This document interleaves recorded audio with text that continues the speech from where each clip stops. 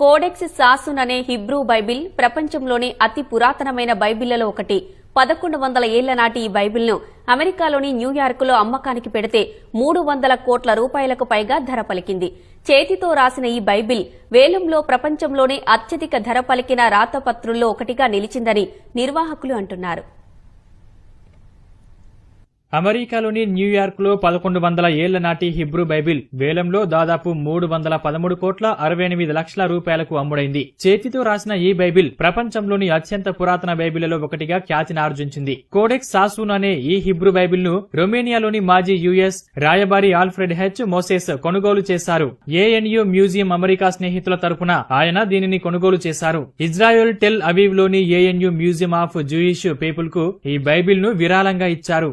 వేలానికి ముందు ప్రపంచ పర్యటనలో భాగంగా గత మార్చిలో ఏఎన్యు మ్యూజియంలో ఈ బైబిల్ ను ప్రదర్శనకు ఉంచారు. వేలంలో అత్యధిక